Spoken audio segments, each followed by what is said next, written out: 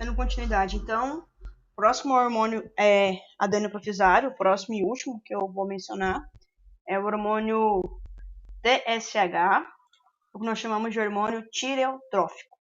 Então, o hormônio tireotrófico, ele vai ser produzido mediante, então, o estímulo hipotalâmico do hormônio liberador de tireotropina, que é o TRH. Esse hormônio, então, vai na adenopófise e estimula a produção do hormônio estimulante da tireoide, chamado TSH. Esse hormônio, por sua vez, então, atua na glândula tireoide, levando à hipertrofia da glândula e ao aumento da secreção da glândula, a secreção de hormônios T3 e T4. Bom, essa tireoide, então, é uma glândula localizada próximo aí à laringe, à faringe, na região anterior desses órgãos, né? Desculpa, falei errado. É faringe e traqueia. E é uma glândula, então, extremamente importante para o nosso metabolismo. Um dos estímulos que leva à liberação de TRH e à liberação de TSH, que faz com que a gente libere mais esse hormônio, é um estímulo que nós não temos muito aqui no estado, né? Estímulo do frio. Então, o frio há uma liberação maior de TRH, uma liberação maior de TSH, consequente também maior de T3 e T4. Além disso, diversas reações também podem estimular esse eixo, produzindo então mais T3 e mais T4. Bom, para a produção de T3 e T4, então, esse hormônio, o TSH, tem que atuar lá na tireoide, levando à produção, então, dessas moléculas que eu estou sublinhando aqui, que são, então, as moléculas produzidas na glândula tireoide. E essas moléculas são produzidas pelas células, então, mediante o aminoácido tirosina. Aí vai haver uma iodação desse aminoácido. Essa iodação acontece por meio da enzima chamada peroxidase, porque vai ser uma reação de oxidação do iodo e do aminoácido tirosina. Então, essa iodação vai culminar, então, com o hormônio T3, triiodotironina, e o hormônio T4, tiroxina. Então, triiodotironina é sinônimo de T3 e tiroxina é sinônimo de T4. Esses hormônios, então, são estimulados a sua produção nas células da tireoide mediante a presença do hormônio tireotrófico, do hormônio TSH. E esses hormônios T3 e T4 são produzidos nessa região azul aqui, chamada de coloide. Coloide porque a consistência desse líquido é semelhante a uma cola. Esse coloide é uma mistura de substâncias que englobam proteínas, aminoácidos, hormônios, presentes então na glândula tireoide. E quem produz o coloide, então, são as células foliculares. Porque isso aqui, ó, as células ao redor do coloide, é chamado de folículo. Então, as células foliculares da tireoide produzem o coloide. E dentro do coloide, nós estamos armazenando os hormônios tireoidianos. Então, os hormônios tireoidianos vão ficar aí armazenados. À medida que for necessário, eles serão liberados. E nós temos uma quantidade de hormônio tireoidiano para ficar aí mais ou menos uns 2 meses, para começar a ter sintomas de, por exemplo, hipotireoidismo. E esse hormônio presente nesse coloide, ele vai aumentar mediante o estímulo dessas células ou também ao aumento da glândula. A glândula aumentando, a tireoide, pode indicar um quadro de hipertireoidismo, um aumento da produção desse hormônio. Então, o hormônio tireotrófico vai atuar lá na tireoide, induzindo, por exemplo, o crescimento da própria glândula. Falando da glândula em si, né? Ela está localizada aderida à traqueia, na região anterior da traqueia, e ela possui um formato, de acordo com a literatura, de uma borboleta, né? E dentro dessa tireoide, então, nós temos o coloide, que é um líquido, né? Contendo proteínas e os hormônios tireoidianos. Os hormônios tireoidianos têm uma característica bem nítida. A síntese deles e a característica química deles é que eles contêm o mineral iodo. Então, a produção dos hormônios T3 e T4 depende do iodo. O iodo você não produz, você ingere através da alimentação. Então, uma dieta pobre em iodo pode levar a um quadro de pouco T3 e pouco T4. Nós chamamos esse quadro de hipotireoidismo.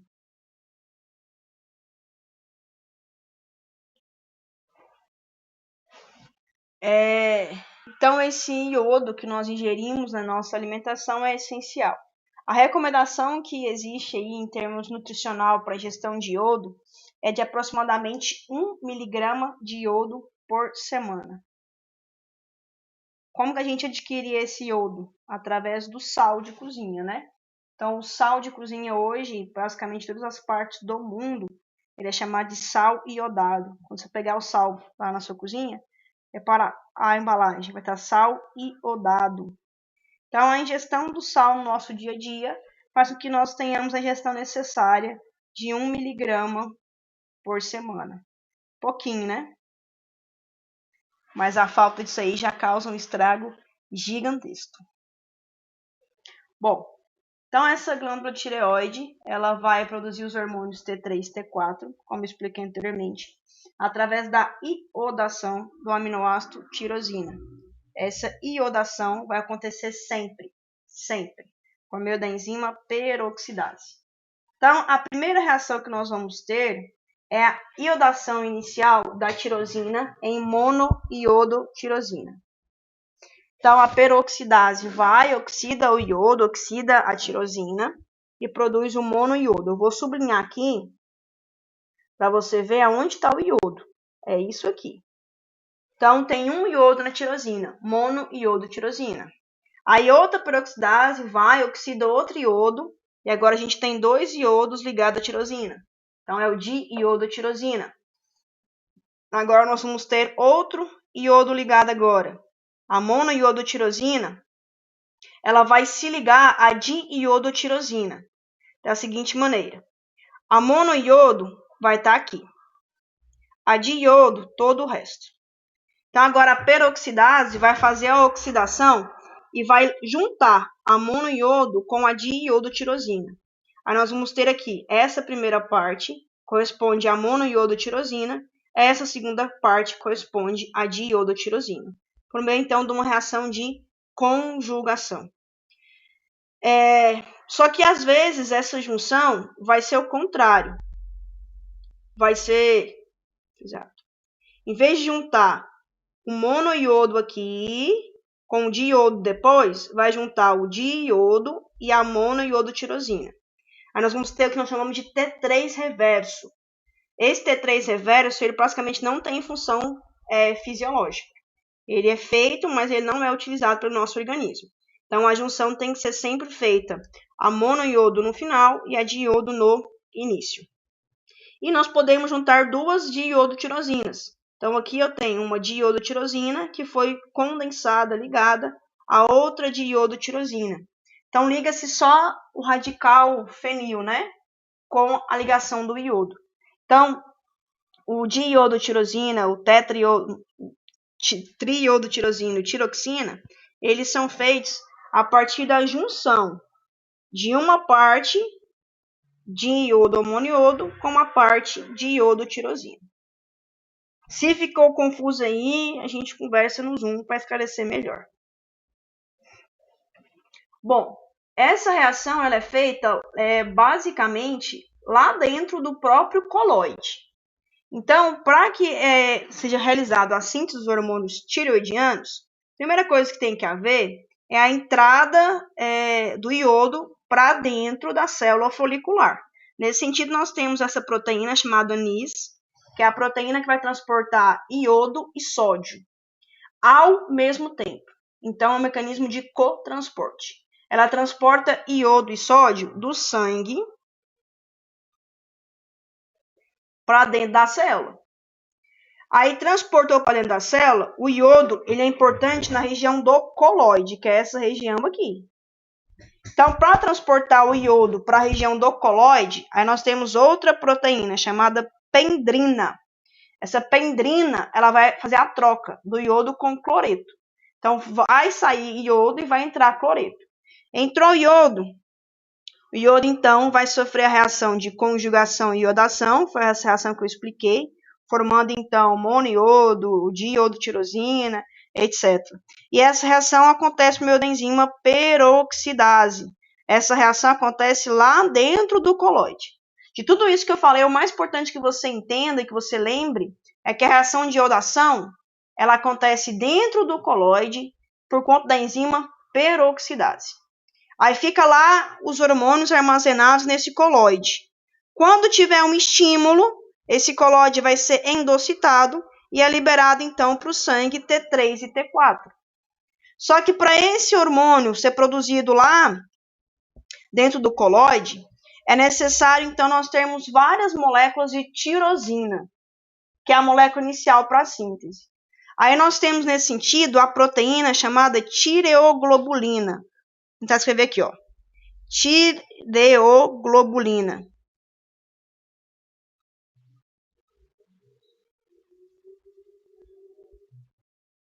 Tireoglobulina, então, é uma proteína que vai conter várias unidades de tirosina. E a reação de iodação acontece na tireoglobulina, que contém, então, várias unidades do aminoácido tirosina. Contém em torno de mais ou menos 30 a 40 aminoácidos de tirosina. E essa tireoglobulina que vai permanecer, então, armazenando T3 e T4 lá dentro do coloide. Então, a proteína tireoglobulina é a principal proteína encontrada no interior do coloide. E é o substrato, é aonde vai acontecer a iodação dos hormônios. Assim, os hormônios T3 e T4 se formam dentro da molécula de tireoglobulina. Bom, além disso, comentários importantes serem feitos. Então, T3 e T4 sintetizados lá dentro do coloide, sendo que 93% do hormônio produzido corresponde ao hormônio T4. 7% apenas do hormônio produzido corresponde ao hormônio T3. Então, quimicamente falando, a predominância que vai ter lá no coloide é do hormônio T4. Só que, em termos de biologia, o hormônio mais potente é o hormônio T3. O T3 ele chega a ser 10 vezes mais potente que o T4. Nesse sentido, lá dentro do tecido, por exemplo, lá no seu coração, lá no seu fígado, lá nos seus rins, vai haver então uma reação enzimática, com uma enzima chamada iodase. Essa iodase, então, vai quebrar esse iodo e vai originar, então, T3 no tecido. Como é que funciona? Então, você produz mais T4, beleza. Então, vai ter mais T4 no seu sangue. Só que quando chegar lá no seu fígado, rins, coração, onde o T4 vai funcionar, o que tem mais efeito, mais efetivo, mais potente é o T3. Então, é necessário converter o T4 em T3. Isso acontece por meio da enzima chamada iodase, que vai ter lá nos tecidos, ok? Então, você produz mais T4. Tanto quando o médico quer saber se você está ou não com hipo ou hipertireoidismo, ele vai verificar o nível de T4, que é que você produz mais. Só que tem mais efeito é o T3. Tem mais afinidade. Professor, então por que a gente produz mais T3 então de cara? Porque a gente teria um efeito muito rápido. O T4, o efeito dele é mais prolongado, essa conversão é feita ao longo do tempo, certo? Então demora um pouquinho aí. Bom, além disso, transporte dos hormônios tireoidianos. Os hormônios tireoidianos, eles são transportados no sangue, claro, né? Ligados a proteínas plasmáticas, que eu disse lá no comecinho dessa aula, né? Então, é chamado T3, T4 livre, ligado. O livre é que está sem ligar, né? E o ligado está ligado à proteína plasmática. E desde já entenda, até mesmo para o próximo semestre, proteína plasmática, quando a gente está uma substância ligada, a substância não tem função. Então, quanto mais o hormônio estiver ligado à proteína plasmática, mais tempo de ação esse hormônio terá, porque vai sendo desligado aos poucos, para gerar a sua função ao longo do tempo. Bom, o mecanismo de ação, como que esse hormônio funciona, né? Esse hormônio, então, ele vai ter que entrar dentro da célula e vai lá na célula interagir com um receptor dentro do núcleo. Então, o receptor tireoidiano é um receptor nuclear. E como eu disse, o T3 tem muito mais função, né? Então, nós temos aqui a enzima iodinase, eu tinha falado dela errado anteriormente, né? Então, essa enzima iodinase, que eu tinha falado errado, ela serve, então, para tirar um iodo da T4 e converter em T3. T3, então, vai se ligar ao receptor nuclear e vai levar à transcrição gênica. Transcrição, para o pessoal lá da biologia que não está lembrando, é quando a gente pega a molécula de DNA e produz a partir dela a molécula de RNA. E a partir do RNA nós produzimos as proteínas. Então, essa transcrição, essa conversão de DNA em RNA e depois a tradução do RNA em proteínas é a principal função de T3 e T4, que é a função de síntese proteica, e vai gerar os seus diversos efeitos fisiológicos que nós vamos detalhar. Então, o mecanismo de ação dos hormônios tireoidianos, ele interage com o receptor nuclear, que altera, então, a transcrição gênica, a produção do RNA, aumentando a síntese proteica. Nesse sentido, algumas funções fisiológicas da tireoide que nós temos aí. Bom, primeiramente, sobre o crescimento. A tireoide ela é importantíssima para o crescimento dos tecidos, dos órgãos. E ela age tanto no crescimento de tecidos, como músculo, o próprio osso, como também no crescimento e desenvolvimento do nosso sistema nervoso central. Esse crescimento, então, alguns estudos já mostram que a ausência de T3 e T4 pode fazer com que a pessoa fique pequena. Então, a pessoa pode ser pequena, anã, não só pela deficiência de hormônio de crescimento, mas também pela deficiência de T3 e T4 durante a fase infantil. E durante a fase infantil também, durante toda a fase gestacional, os hormônios T3 e T4 são importantíssimos para o desenvolvimento do sistema nervoso central. A criança que nasce com pouco T3 e pouco T4, ela ficará uma criança com baixo desenvolvimento mental.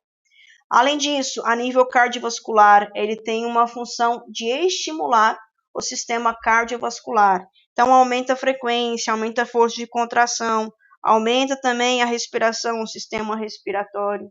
A nível de metabolismo, T3 e T4 aumenta o metabolismo, aumenta a mitocôndria, aumenta o homodissóide de potássio, aumenta o consumo de oxigênio, aumenta a absorção de glicose, aumenta a liberação de glicose, a produção de proteínas. Então, tem um efeito de aumentar o metabolismo, um efeito termogênico, T3 e T4. Além disso, o próprio T3 e T4 eles também agem no gene do GH. T3 e T4, então, agem estimulando, de alguma maneira, né, a produção de GH também, o que é um efeito, então, benéfico para o crescimento. Bom, esses efeitos, então, eles têm que ser controlados, porque imagina se aumentar demais a frequência cardíaca, né? Algum momento esse coração pode ter taquicardia e acabar parando. Da mesma forma, nós não conseguimos manter a frequência respiratória sempre alta. Se nós tivermos um desenvolvimento alto do sistema nervoso central, nós podemos ter ansiedade, estresse. A estimulação do sistema nervoso central em excesso também não é benéfico. Então, nesse sentido também, o sistema tireoidiano, né, os hormônios tireoidianos, sofrem um feedback negativo. Seguinte mecanismo. Quando o T3 e T4 estiverem altos, isso vai gerar, então, um estímulo negativo para inibir o hipotálamo a produzir o hormônio TRH, o hormônio liberador de tireotrofina. Esse hormônio, então, vai na hipófise e inibe. Esse hormônio não vai na hipófise, né? Porque ele vai estar inibido. A mesma forma, a T3 e T4 alta inibe a hipófise a produzir o TSH. Se você não tem TRH e você não tem TSH, os níveis de T3 e T4 vão diminuir. Então, o feedback negativo. Isso para quê? Para nós controlarmos o nosso metabolismo. Nós não podemos ter a todo momento metabolismo alto, né? Então, para haver um controle do metabolismo, os hormônios tireoidianos sofrem, então, o feedback negativo. Bom, porém, esse feedback negativo, às vezes, ele falha. Aí nós podemos ter patologias relacionadas à desregulação dos hormônios tireoidianos. Então, esse slide agora, eu vou falar sobre a desregulação dos hormônios tireoidianos. Então, nós podemos ter basicamente dois quadros, diria assim, onde nós temos um quadro onde a tireoide está hipoativa, pouco ativa, e um quadro em que a tireoide está mais ativa. Então, um quadro que a tireoide está pouco ativa, o paciente vai ter o que nós chamamos de hipotireoidismo.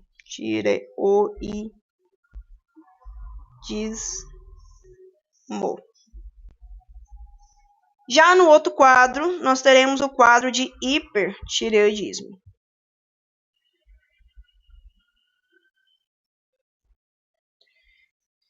Então, quando o paciente está com hipertireoidismo, a primeira imagem aí, ele vai estar com a produção em excesso do hormônio. Essa produção em excesso vai ter metabolismo acelerado. Esse paciente vai ter insônia, taquicardia, frequência respiratória acelerada e um quadro bem característico que é os olhos inchados, que nós chamamos de exoftalmia.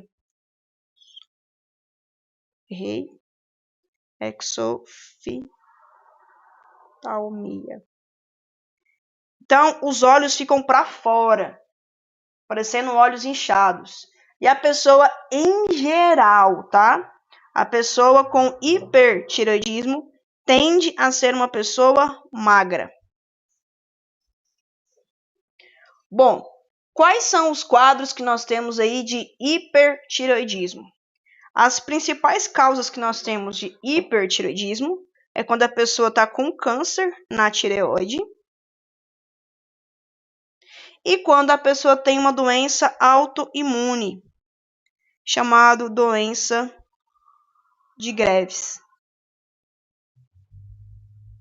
Então, essas são as duas principais causas no qual a pessoa tem hipertireoidismo, câncer ou doença de Graves. Via de regra, quando a pessoa tem câncer na tireoide, recomenda-se, então, a retirada da glândula e o tratamento com radioterapia, quimioterapia. E a doença de Graves também recomenda-se a retirada do órgão. Porque o hipertireoidismo é uma doença muito grave.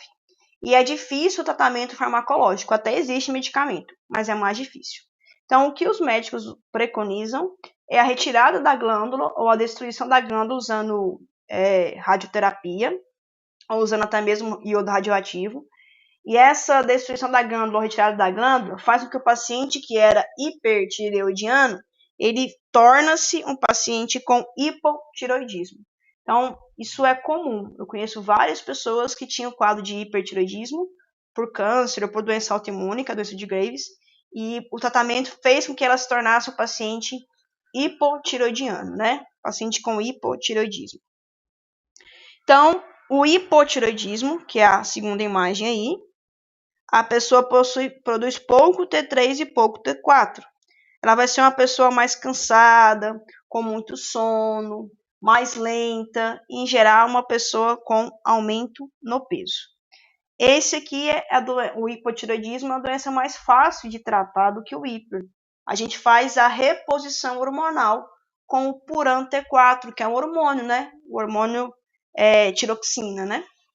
Que no organismo é convertido, então, em T3. Então, esse tratamento por hipotireoidismo é muito mais fácil. Quais são as causas que geram doença que leva ao hipotireoidismo?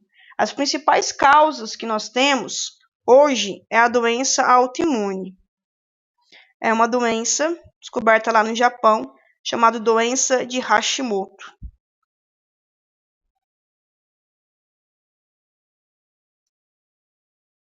Então, a doença de Hashimoto é uma doença autoimune que destrói a glândula tireoidiana e, consequentemente, o paciente torna-se paciente com hipotireoidismo.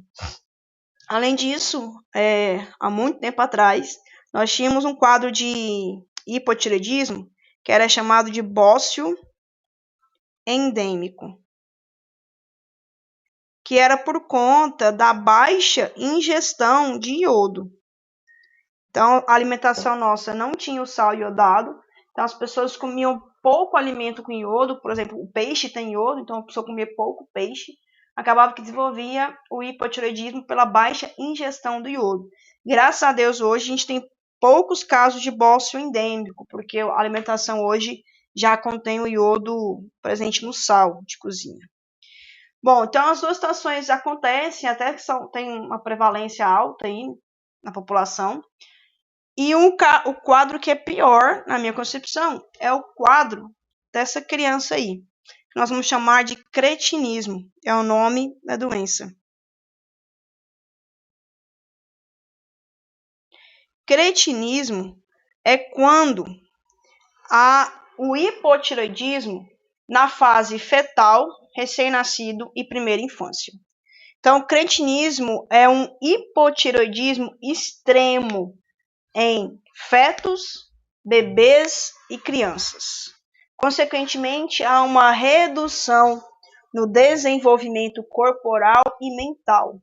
Aí aqui tem um pedacinho de um trecho de um documentário da Discovery, onde essa pessoa aí, que parece ter alguns anos de vida, ela tem, se não me engano, 22 anos de idade nessa reportagem.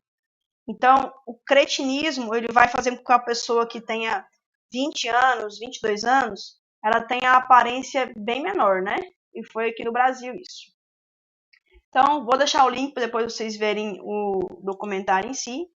E essa pessoa aí, que parece uma criança, tem, na verdade, 20 e poucos anos. Bom, então, os altos e baixos níveis do metabolismo, né, da glândula tireoide. Então, nós podemos ter o hipotireoidismo, que é fácil de tratar a partir da reposição hormonal, e vai ter, então, como principal característica lentidão, cansaço, sonolência, queda de cabelo, infertilidade, depressão, né? A principal causa é a doença autoimune, doença de Hashimoto, né? E é uma doença que até tem uma prevalência alta, em torno de 6% aí da população tem algum grau de hipotireoidismo. Aqui tem os principais sinais e sintomas das duas doenças, a diferença, né? Então, o hipertireoidismo, o cérebro está mais desenvolvido. Então, nós temos aí o quadro de irritabilidade, de nervosismo. Após o erro técnico aí, né? Voltando aqui. Então, o hiper e o hipotireoidismo, ele vai ter essas características, né? O hipertireoidismo é o metabolismo acelerado, então aumenta-se inclusive a função do intestino e do rins. A pessoa vai ter um quadro de diurese, um quadro de diarreia, taquicardia, arritmia, né? Aumenta os hormônios que levam à quebra de proteína, né? Queimam proteínas. E o hipotireoidismo, o quadro de metabolismo mais lento, né? Então, o mais comum hoje em dia é o hipotireoidismo, porque a grande parte das pessoas com hiper trata-se retirando a glândula ou destruindo a glândula e tornando a pessoa uma pessoa com hipotireoidismo. Então, para terminar essa aula, o último hormônio que eu vou falar, os últimos dois hormônios, é a calcitonina e o paratormônio. Calcitonina, ela é um hormônio produzido pela glândula tireoide. Então, também é um hormônio tireoidiano, né? Só que é produzido por outras células, que não são as células parafoliculares. As células que produzem a calcitonina são chamadas de células C. Célula C. Sendo que essa calcitonina, então, ela vai atuar no equilíbrio de cálcio no organismo, principalmente por inibir a reabsorção de cálcio pelos rins. Então, a calcitonina, ela vai ser responsável por reduzir o nível de cálcio no sangue. Ela inibe também a absorção de cálcio no intestino e ela promove a deposição de cálcio nos ossos. Então, ela meio que retira o cálcio presente no sangue, coloca no osso ou elimina esse cálcio. Então, a calcitonina ela vai levar a uma redução do cálcio plasmático.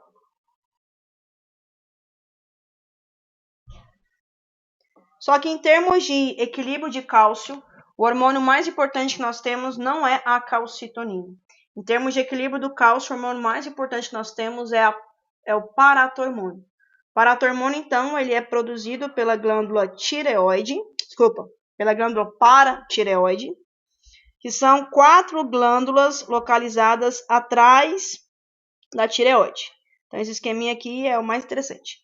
Então, atrás da glândula, nós temos aí as 4 glândulas da paratireoide.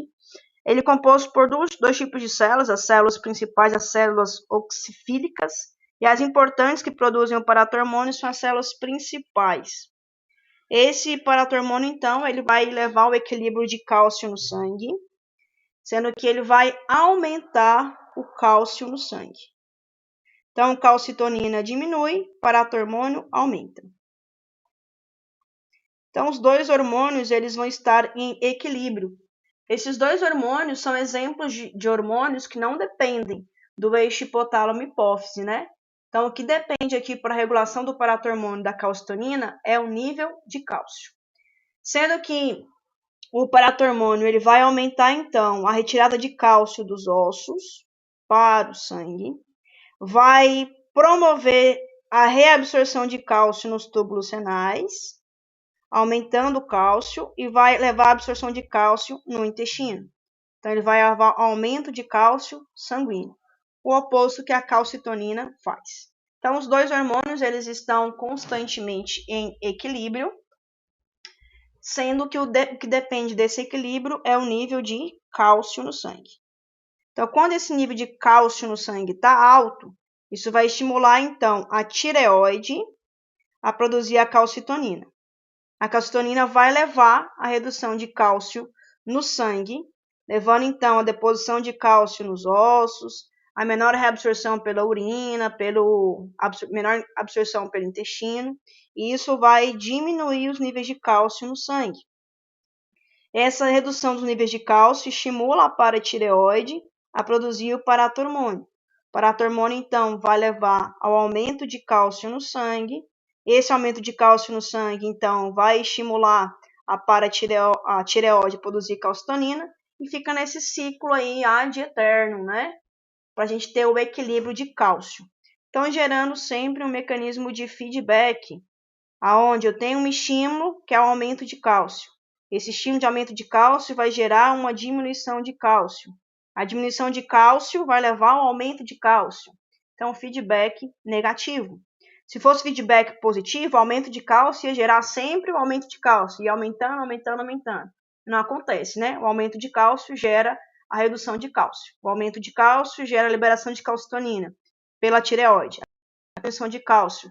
A diminuição de cálcio estimula a paratireoide a produzir paratormônio. Assim por diante.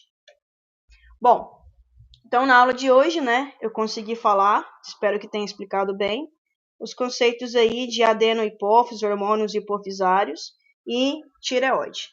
Falei sobre hipertireoidismo, hipotireoidismo, cretinismo, gigantismo, nanismo, acromegalia e diminuição de H na fase adulta, que é normal, né? E a gente pode levar esse aumento tendo aqueles conceitos que eu expliquei anteriormente. Espero que a aula de hoje tenha valido a pena. Alguns conselhos aí, né? A vida é curta, aproveite, a amizade é um presente, agradeça. Memórias são doces, saboreias, etc.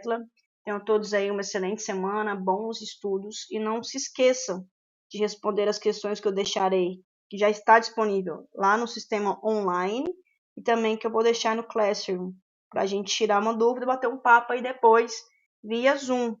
Se alguém tiver dúvida como entrar no Zoom, pede manda mensagem por WhatsApp para os representantes ou mesmo no Classroom ou para o Instagram, que eu tento sanar a dúvida de vocês, tá? Mas o pessoal que participou aí pode dar feedback se está sendo útil ou não as aulas no Zoom. No mais, beijos e com Deus, uma excelente semana, bons estudos!